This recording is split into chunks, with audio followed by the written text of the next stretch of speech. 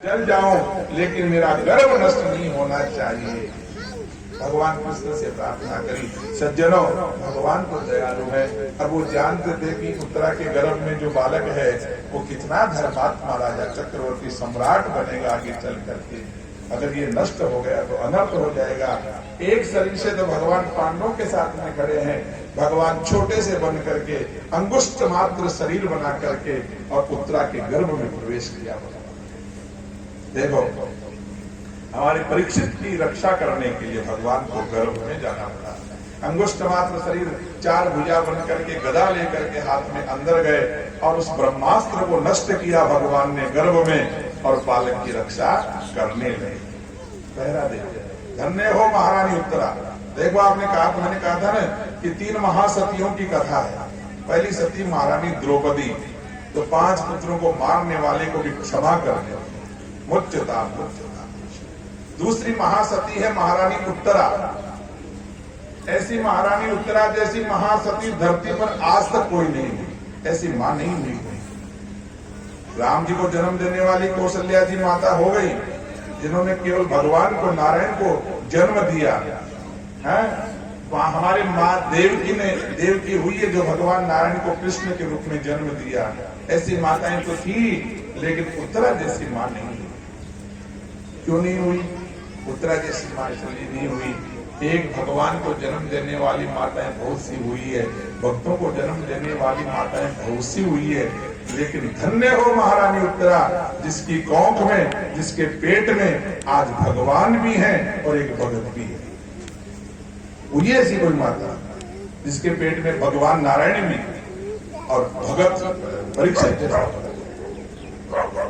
ऐसी महारानी उत्तरा गर्भ की रक्षा करी भगवान। बोले सच्चिदानंद भगवान की। भगवान उस बालक की रक्षा, पैरा देने का काम किया भगवान ने अंदर जाकर। अब अभी बालक का जन्म नहीं हुआ, एक रूप में तो पांडवों के साथ में, एक रूप में उत्तरा के गर्भ में।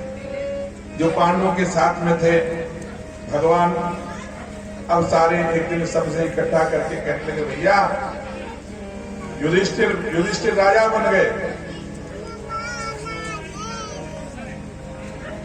राज्याभिषेक हो गया। भगवान कृष्ण कहते हैं, भाई दादा भाई युधिष्ठिर भाई साहब, अब आपको ये हस्तिनापुर का राज्य मिल गया है, राजा बन गए हैं। मेरे को भी यहाँ बहुत दिन हो गए, मैं भी मेरी द्वारिका में जाना चाहता हूँ। आपके साथ में युद्ध करते करते बहुत समय निकल गया। मेरी भी तो राजधानी है द्वारिका, अब मैं द्वारिका जाऊंगा। द्वारिका जाने के लिए रथ पर बैठने लगे, तैयारी हो गई। भगवान कृष्ण द्वारिका जा रहे हैं, जाने की तैयारी। उसी समय क्या घटना घटी? महारानी कुंती, तीसरी महासती, महारानी द्रौपदी, महारानी उत्तरा, दोनों का चरित्र आपने सुना। तीसरी महासती हुई महारानी कुंती, रथ पर बैठने के लिए तैयार। भगवान कृष्ण द्वारिका जा रहे हैं। महारानी कुंती सामने आ गई, हाथ जोड़ करके कहने लगी भगवान से, कृष्ण से, हे द्वारिकाधीश, एक बार नीचे उतरो। नीचे उतर बोले, बोलो बुआ जी। सगी बुआ थी कुंती, तो भगवान कृष्ण की सगी बुआ थी, वसुदेव जी की बहन थी। बोलो बुआ जी, क्या चाहिए? हे द्वारिकाधीश, मैं कुछ आपसे मांगना चाहता हूं। वैसे तो तुम मेरे भतीजे हो, लेकिन मैं जानती हूं कि तुम सामान्य पुरुष नहीं हो, तुम साक्षात नारायण।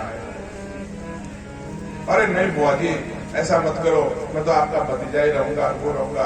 कुंती मैया ने कहा, हे कृष्ण, हे द्वारिकाधीश, जब तक मेरी बात पूरी नहीं हो जाए तब तक आप बोलना मत, मौन हो जाओ। जो मैं मांगना चाहती हूँ आपसे, प्रार्थना करी, पहले सबको प्रार्थना करी, फिर कहने लगी मैं आपसे कुछ आज तक कुछ नहीं मांगा जीवन में, आज मैं आपसे एक वरदान मांगना चाहती हूँ। भगवान कृष्ण ने कहा, बोलो बुआ जी, जो तुम्हारी इच्छा हो वही मांग लो।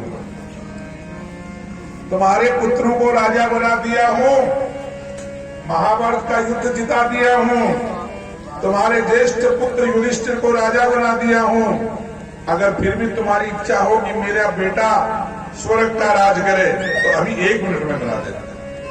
बोलो क्या चाहिए? जीवन में पहली बार मांगी, क्या इच्छा है तुम्हारी? मैं त्रिलोकी का राजा बना सकता हूं तुम्हारे पुत्रों को 1 मिनट में। बोलो तो सही बुआ जी, क्या बात है? द्रौपदी कुंती कहने लगी, हे द्वारिकाधीश, मैं कुछ नहीं मांगती, राजपाट देना तो आपके कोई बाएं हाथ का खेल है, आपकी माया है, परंतु पहले वचन दो, मैं मांग लूं, आप मुकर जाओ, नहीं दूंगा।